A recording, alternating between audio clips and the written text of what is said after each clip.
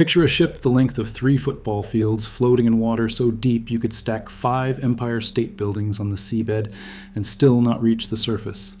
Inside its hull, 2.3 million barrels of crude oil. No pipeline, no dock. Just a vessel spinning freely in the current while processing 200,000 barrels every single day, separating gas from water, storing the results, and offloading to tankers that arrive in the middle of nowhere. This is a floating production, storage, and offloading vessel.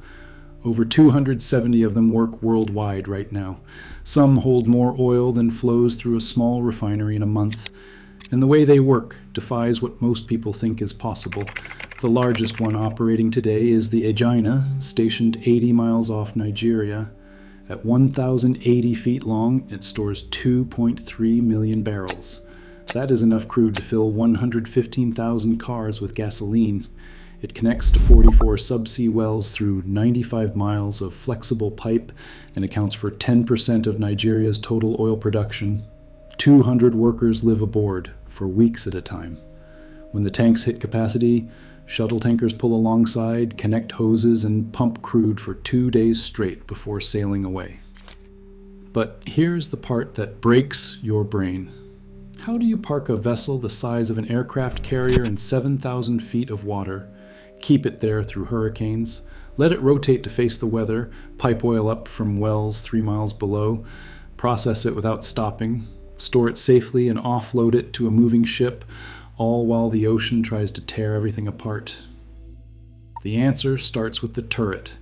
Most floating production, storage, and offloading vessels use an internal turret mooring system, a massive rotating cylinder that punches through the hull near the bow.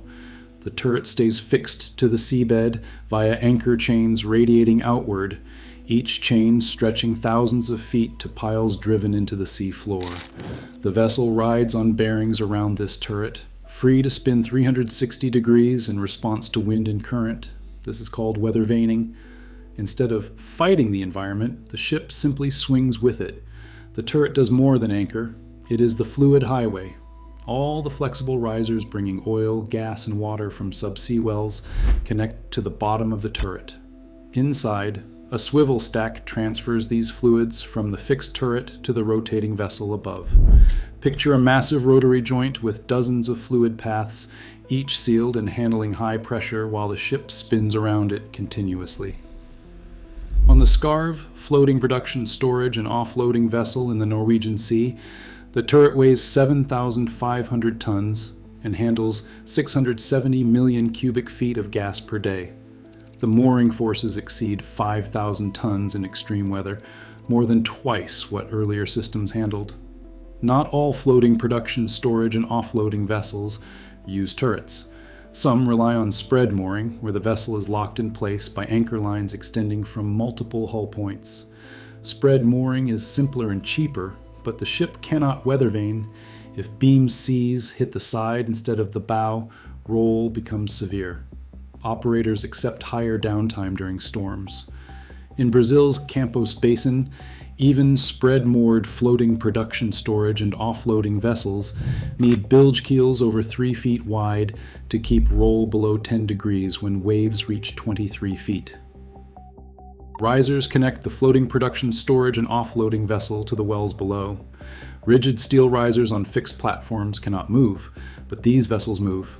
Flexible risers, made of composite layers with steel armor, can bend and absorb vessel motion without failing. They form S-shaped curves between the seafloor and the vessel, acting like shock absorbers. The ship heaves and surges in waves, but the wellhead stays calm.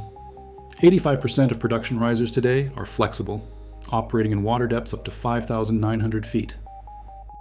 Once crude arrives topside, it enters the processing train. Oil from subsea wells is never pure.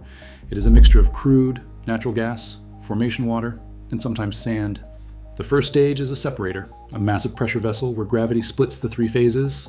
Gas rises, water and solids settle, crude collects in the middle. After separation, the oil passes through heaters to stabilize it, reducing vapor pressure so it can be stored without boiling off. The separated gas has 3 fates. It is re-injected into the reservoir to maintain pressure, exported via pipeline if infrastructure exists, or used as fuel to power generators aboard the vessel. Excess gas that cannot be used is flared, burned off in a tall boom to prevent dangerous buildup. Newer floating production storage and offloading vessels capture carbon dioxide and re-inject it instead of venting it to the atmosphere. Treated crude flows to storage tanks built into the hull. These are the same compartments that once held ballast water when the vessel was an oil tanker. They have been repurposed. The hull is divided by bulkheads into separate tanks to prevent sloshing. Large floating production storage and offloading vessels can hold between 1 million and 2 million barrels. The tanks are blanketed with inert gas to displace oxygen and prevent explosive vapor formation. Maintaining tank head space below 8% oxygen is standard. When tanks approach capacity, a shuttle tanker arrives. The most common method is tandem loading. The tanker approaches from behind and moors stern to stern with the floating production storage and offloading vessel, connected by hawsers and a floating hose. Pumps push oil through at 30,000 to 50,000 barrels per hour. A full offload takes 24 to 48 hours. The shuttle tanker uses dynamic positioning thrusters to hold position, adjusting continuously for wind and current. Here is where it gets dangerous. The floating production storage and offloading vessel moves, surging and fishtailing in waves, and the tanker must follow those motions while maintaining safe separation, usually 150 to 300 feet. If the tanker drifts too close, there is a collision. If it drifts too far, the hose ruptures. In the North Sea, between 2000 and 2015, there were 9 incidents involving drive-off or collision during shuttle operations. 5 of those occurred during tandem loading. 2 resulted in collision. If this story is gripping you, hit subscribe and drop a comment. What part of rig life should we unpack next? The human side rarely surfaces in industry literature, but it defines the work.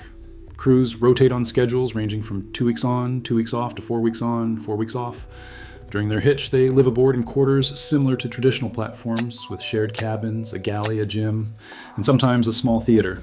Accommodation capacity ranges from 100 to 200 people. The largest floating production storage and offloading vessels house 200. Work is continuous, with 12-hour shifts 7 days a week for the entire rotation. Process operators monitor separation and storage levels. Marine crew manage stability and offloading. Maintenance technicians handle everything from turbine repairs to riser inspections. Roles overlap in emergencies. One key role is the mooring master, the person responsible for coordinating shuttle tanker approach and connection. During offloading, this individual holds ultimate authority, working with the tanker captain and the positioning operator. The job demands experience with marine and production systems, the ability to read weather, and the nerve to call off an offload when conditions deteriorate, even if it costs days of delayed revenue. Reputation matters more than rank. Veterans are in high demand. Downtime rituals vary. Some crews hold weekly barbecues on deck when weather permits, grilling steaks in sight of the flare boom. On other vessels, poker games become the social anchor. In the North Sea, where fog and winter darkness dominate, mood management becomes critical. Poor mental health drives turnover and safety incidents. Modern floating production, storage and offloading vessels incorporate telemedicine support, scheduled video calls home, and fatigue management programs. Crew retention is a growing problem. Experienced offshore workers, especially those over 55, are retiring. Younger workers face a paradox. Pay is competitive, often in the 6 figures for skilled positions, but the lifestyle demands long absences. Competing sectors like offshore wind offer similar pay with shorter rotations and a cleaner reputation. The labor pool is tightening, particularly for process engineers, marine superintendents, and senior roustabouts. The economics of floating production storage and offloading vessels are driven by avoidance.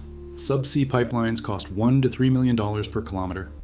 For a field 125 miles offshore, that approaches $400 million, not including onshore terminals.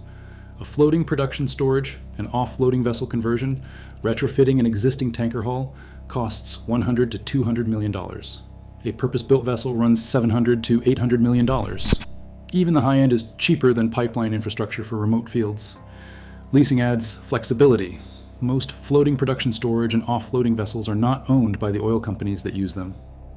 Contractors like Modec, SBM Offshore, and BW Offshore build the vessels and lease them under long-term contracts, often 10 to 20 years. This shifts capital expenditure to operational expenditure. When production ends at one site, the vessel disconnects, sails to a new location, and starts again. Some floating production storage and offloading vessels have worked multiple fields over 30 or 40 years. The deepest operating floating production storage and offloading vessel is Shell's Turritella, moored at 9,500 feet in the Stones Field in the United States Gulf of Mexico. The reservoirs are more than 25,000 feet below the seabed. Turritella incorporates a disconnectable buoy system, allowing it to unlatch and sail away when hurricanes approach, then reconnect after the storm passes. This capability is critical in the Gulf, where hurricanes are expected, not rare. Environmental safety falls under strict oversight. In United States waters, the Bureau of Safety and Environmental Enforcement requires approved oil spill response plans before operations begin. These plans detail worst-case scenarios, list response equipment, and outline coordination with regional teams. Inspections occur regularly. Violations carry financial penalties and shutdowns. Containment. During offloading relies on several layers. Booms encircle the transfer area. Dynamic positioning keeps vessels aligned within meters. Emergency shutdown valves isolate the line in seconds if pressure drops.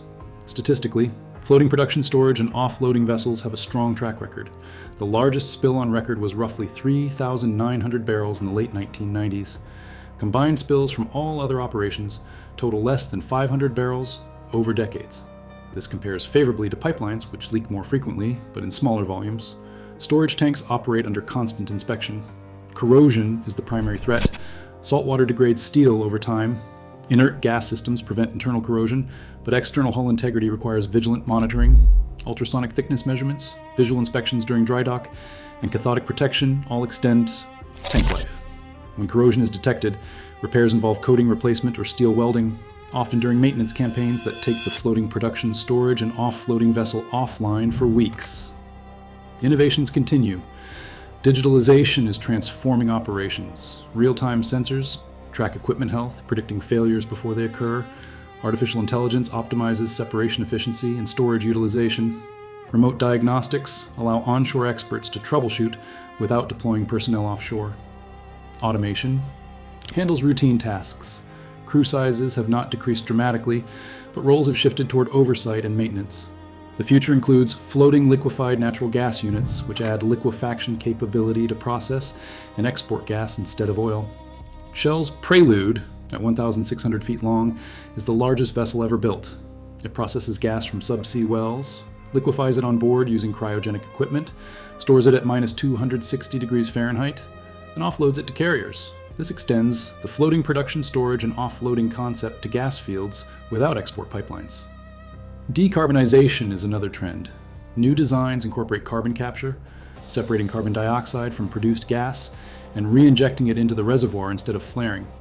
Brazil's P-78, which began production in late 2024, uses such systems and has a carbon dioxide intensity roughly half the industry average. These systems add cost and complexity, but align with regulatory pressure and corporate emissions targets. The storage capacity race has not ended. Petrobras continues commissioning new vessels for Brazil's pre-salt fields, each designed to produce 180,000 barrels per day and store 2 million barrels.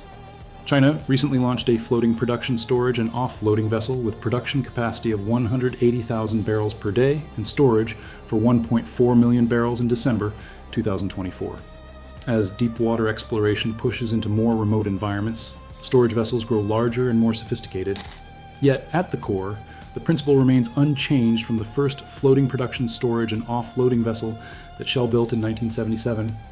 Take the problem of distance, eliminate the pipeline, bring processing and storage to the source, anchor it with enough flexibility to survive the weather, and offload to tankers when tanks are full. Execution has evolved, but the logic endures. Millions of barrels stored offshore on vessels that rotate with the wind, process oil in real time, and offload without ever touching shore. A solution that matches the constraints of the environment and the economics of the resource, scaled to a degree that most infrastructure never reaches. Subscribe for more deep dives. Thanks.